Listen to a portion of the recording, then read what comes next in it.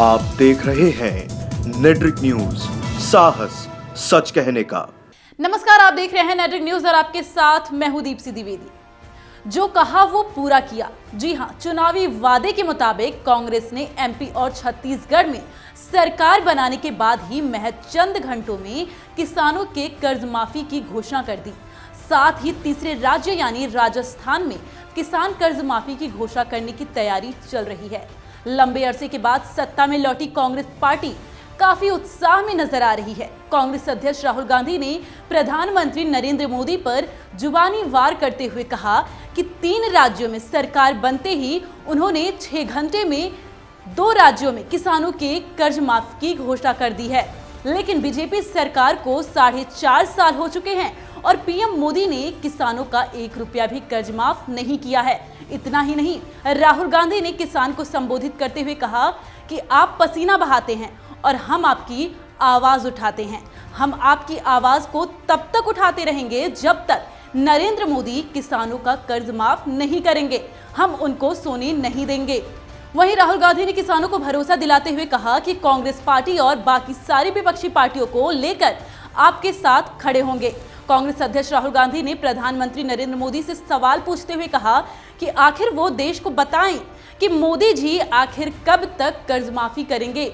लेकिन अगर हम साल 2017 में हुए यूपी विधानसभा चुनाव के दौरान बीजेपी के वादे पर नजर डालें तो यहां योगी सरकार ने 86,68,000 किसानों का 36,000 करोड़ रुपए का कर्ज माफ किया था, जिसमें लघु और सीमांत किसानों का 1 लाख रुपए तक का कर्ज माफ किया गया था। जहां योगी आदित्यनाथ सरकार ने देश के बाकी राज्यों के सामने एक बड़ी लकीर खींच दी थी।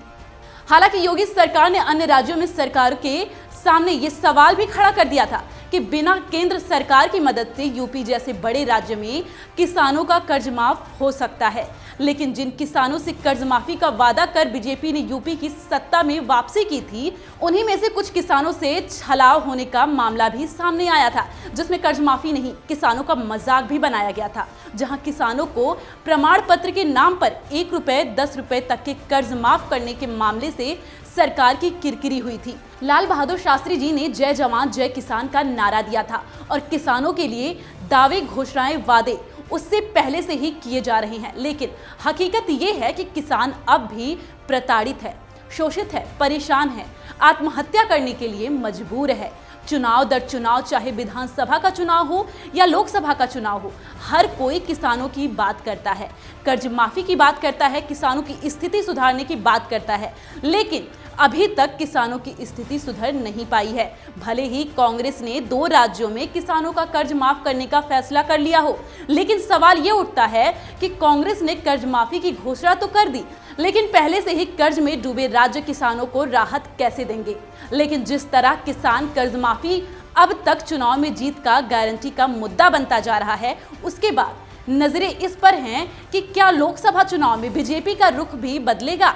अगर ऐसा है तो उसे अगले 4-5 हफ्तों के भीतर ही फैसला करना होगा, क्योंकि 1 फरवरी 2019 को अंतरिम बजट पेश होगा और उस बजट के बाद सरकार के पास बड़ा फैसला करने का मौका नहीं होगा। पर बड़ा सवाल यह है कि क्या कठिन होते दिख रहे चुनावी मुकाबले में बीजेपी का रुख बदलेगा। दरअसल नीतिगत तौर पर पार्टी इसके खिलाफ रही है, क्योंकि ये सरकार के गुड गवर्नेंस की नीति के खिलाफ जाती है। सरकारी बैंकों की बेहद खस्ता हालत को देखते हुए वित्त मंत्रालय भी इसे समर्थन नहीं देता है। अभी के लिए इतना ही, लेकिन देश दुनिया की तमाम खबरों से अपडेट रहने के लिए सब्सक्राइब करें हमारे चैनल नेट्रिक न्यूज को। और आपको हमारा ये वीडियो पसंद आया हो तो लाइक कमेंट भी जरूर करें। नमस्कार। हमारे साथ जुड़े रहने के लिए हमारे YouTube चैनल को सब्सक्राइब करें, साथ ही बेल आइकन को दबाएं। नेट्रिक न्यूज की खबरें सबसे पहले देखने के लिए।